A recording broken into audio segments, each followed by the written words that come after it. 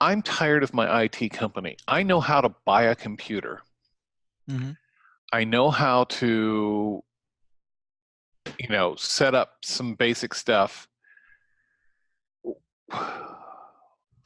Where where are some places that we could use, um, like I've heard of Slack, but let's face it, my people are not using Slack. Right.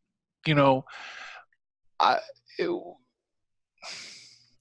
I need some place that we can move a server's worth of storage online and have it work the same way. And we need to be able to get rid of these blankety blank remote desktops and just have people work and be able to access their stuff. And I can't figure out, I mean, I know how to do some of that, but I can't figure out how to transition without having a company overcharge us. What platform do you use for your email? Well, we've been using Outlook. So I've got us moved to Exchange Online. Because you basically use SharePoint if it's part of your O365 license and have all your databases on SharePoint.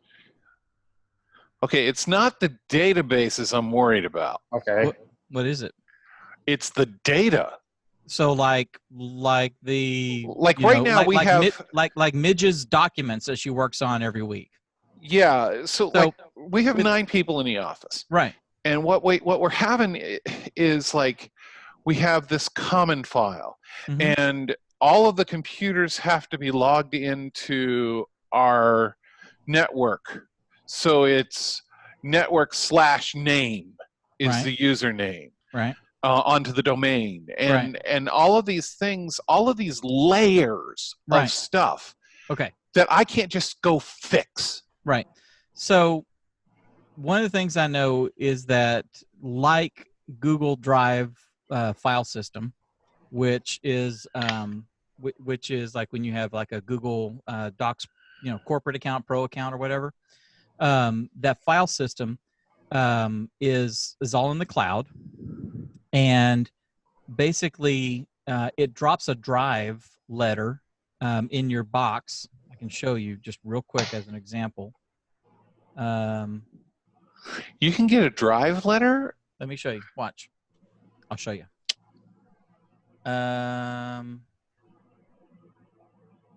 See that right there? Google Drive.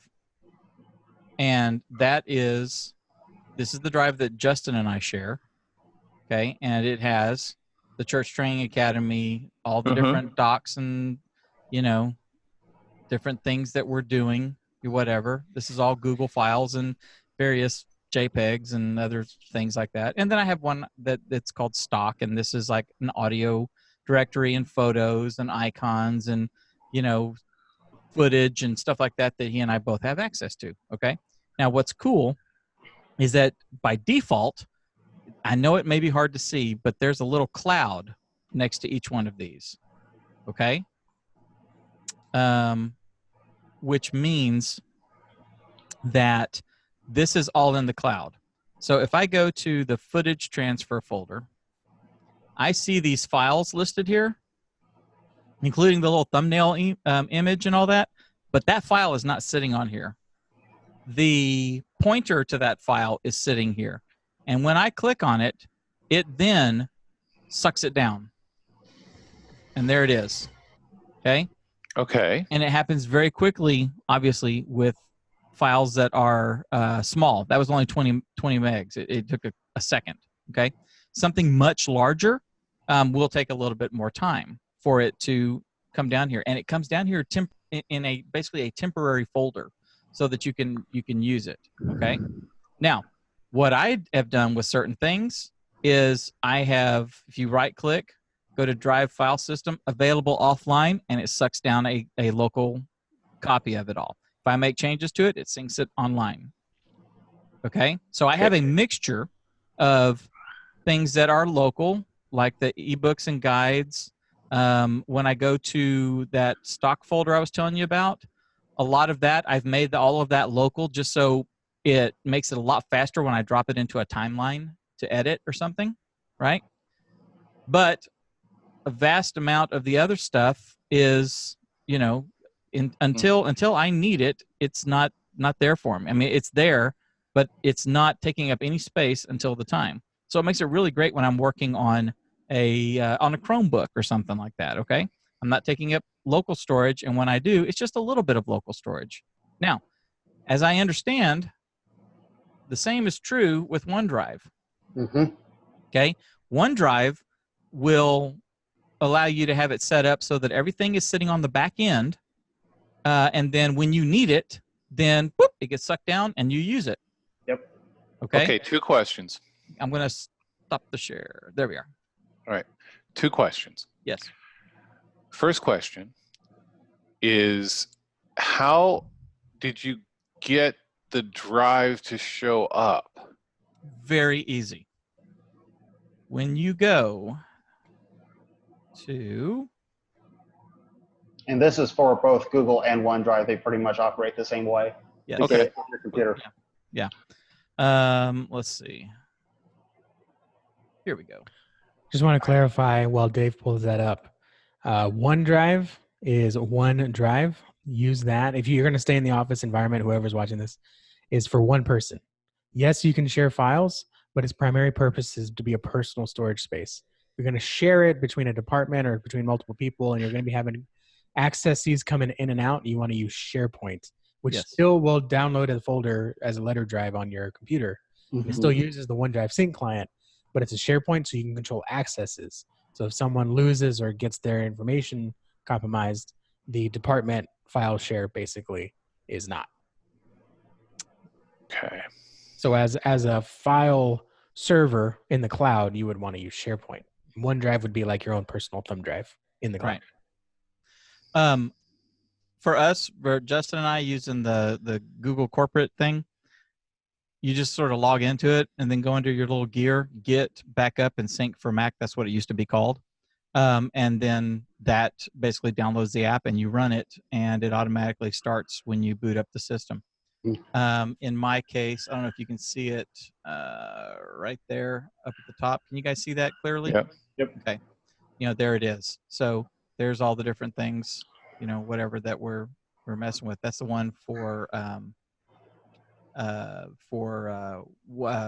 Google. Okay, so if you're working on it locally, mm-hmm. so say it's a Word doc, one. and you work on it locally, and it just syncs. Yeah. Mm-hmm. Automatically. Yeah. Yep. Okay, and that so in Office land, that would be SharePoint. Yes. Yes. Okay. Next, okay, so that's good, and SharePoint would allow for the user rights. There's an administrator and then user rights. So SharePoint that is basically a remote server. Am I right? It's Windows 2000. It's an intranet basically. It's an intranet system. The Salvation Army uses it in the Western area. I actually got it. But it's in the cloud. It's all in the it's wherever your server is hosted for your Office 365 account. I'm going to break protocol and I'm going to show you our university SharePoint. Awesome. So don't tell anyone. Okay. While you still can. So, but what I guess what I'm saying is that this is cloud-based. I don't have to have a box in my office. Right. Yep. Okay. Okay. You can see my screen? Yep. Mm-hmm. So this is our IT service desk SharePoint. I think I'm still logged in. Let's see. It's thinking. Oh man, don't tell me. No. Give it a second. Why is it taking so long? Hey, Because it doesn't I can show my SharePoint if you need be. I got my SharePoint. Okay. You got fiber. It's got to be fast.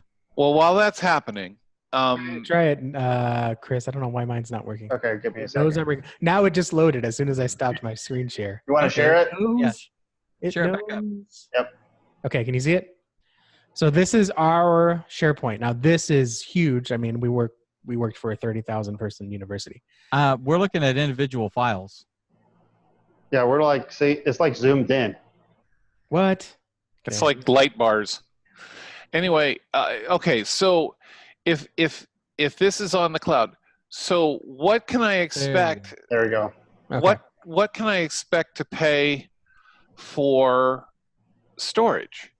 It depends on your enterprise level for O365. Yeah. So I don't know what the nonprofit is, but typically, Hey, Neil, you're breathing on your mic.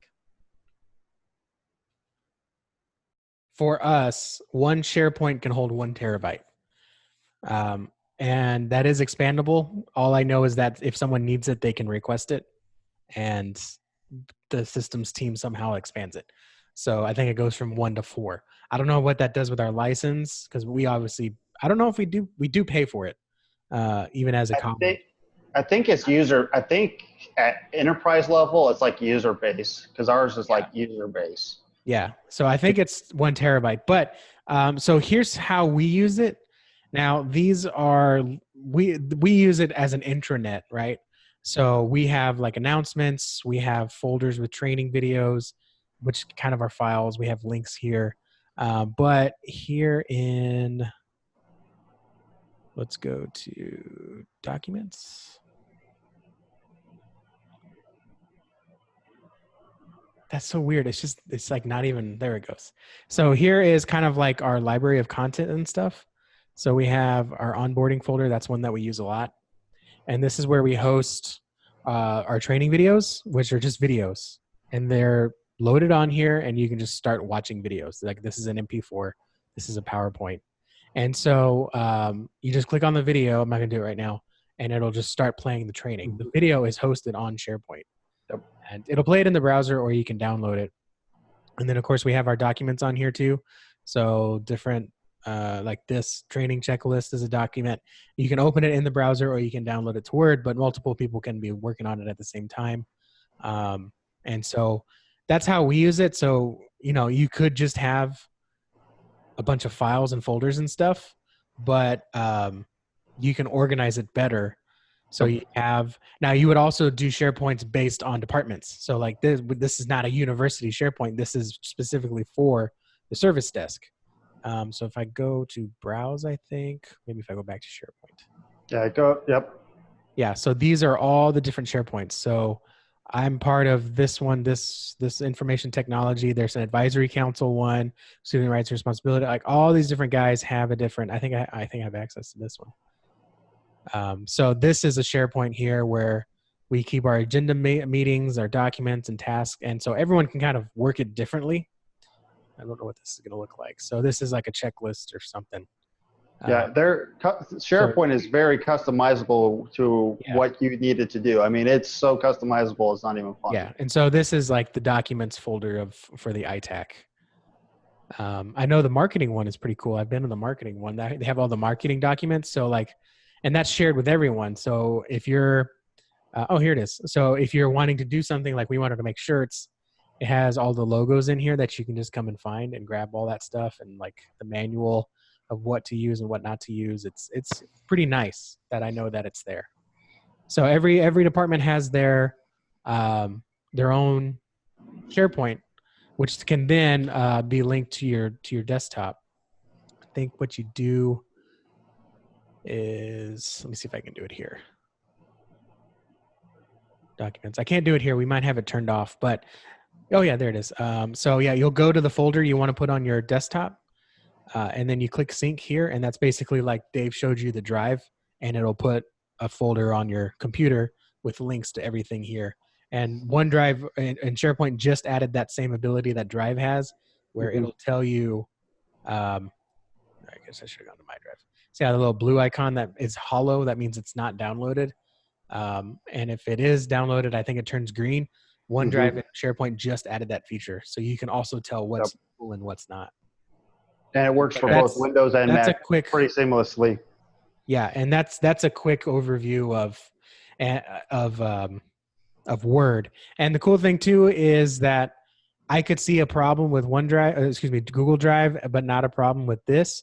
Is if I go into a document, let me go back to that onboarding. Someone changed the name.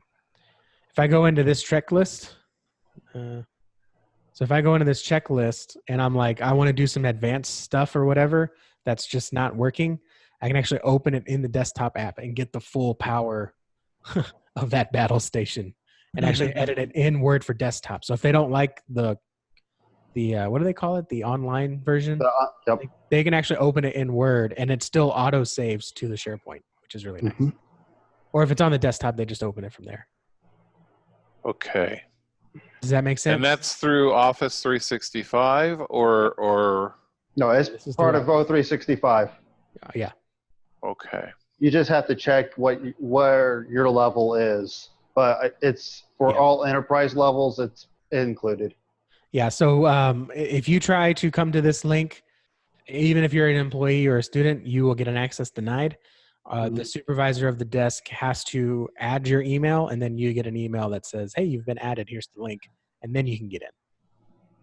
Okay. Browse to it and everything. So you can log it down by department. So you can have You can have the finance department. Yep. Accounting share, and it's all managed by administration. So if the accountant leaves, you just revoke his or her access and give it to the next person.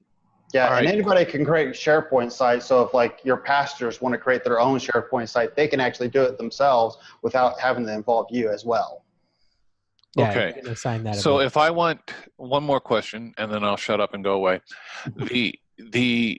If I wanted to, I have my 9 email addresses, and then we have some non-employees that have elected positions that would not have our address. Could I add blah blah at gmail.com to have access? I don't think so. Justin, do you know that? Yeah, you can. I know there's a couple of roadblocks they have to go through. I know yeah. that my with the broadcast network, we're not using SharePoint. Yeah. But like with OneDrive and stuff like that, you just provide it with an email address and you can log into your live account. Yeah, but SharePoint, I don't. Yeah, but SharePoint, I don't think is that friendly. I know OneDrive is, but I don't think SharePoint's that friendly. Would your church have an issue, Neil, if you started giving church emails to elected officials? Well, what we've had is, because we're Exchange, we're paying Per user. per user. Mm-hmm. That's what I thought. And as then long as they have an Outlook or a Hotmail account, you can credential them. That's what. Yeah. Okay. It says the downside of this approach. It says the downside of this approach is that external users tend to share these credentials among themselves. Which, okay, probably do that with their work account too. It's just that like we have the treasurer, we have the secretary, that are elected positions. Mm-hmm. We have the Senate Council Vice President. They're not employees. They don't get access to all of our files, but the treasurer might need something in a treasurer file. And right now I can do that, but I can't. I can get them access into an open folder, but I can't. It sounds like it's difficult to do in the cloud. Here's another suggestion. It's a little out there, but I mean, it's possible. But like at my home, at home right now, I have a Western Digital MyCloud server drive. I mean, it's just a little box, 2 terabyte server box. I mean, you can get 4, 8, I believe, and then they got enterprise solutions as well. And all I have to do to access it anywhere is go to mycloud.com, sign in it with my username and password, and it accesses my server. And so you could do something like that where you could keep it locally at your church, get like a Western Digital MyCloud, or there's multiple companies out there, and then you can create multiple users on it on your server, and because it is basically a server, but you're managing the server yourself instead of a third-party company. And then you can create users, so the ones that do not have Outlook, you could do it. And then on top of that, for your employees, you can map it like any other server drive. Okay. So that's a All right. possible solution. Okay. Yeah, I yes. just shared a folder out to myself. So I guess Do that, but I can. the issue that we're having, we have had, Mhm. is, you know, being in South Carolina, hurricanes, we've had weather outages and communications where, you know, my Gmail works Mhm. and I can get to my Google Drive files, but I can't get to the server without power. Yeah. So that's why I'm trying to move us to the cloud somehow. And Yeah, so the it sounds like SharePoint is Yeah. what would be our ecosystem, because we Yep. use Office. Yeah. So, okay, thank you. I'll shut up and go away.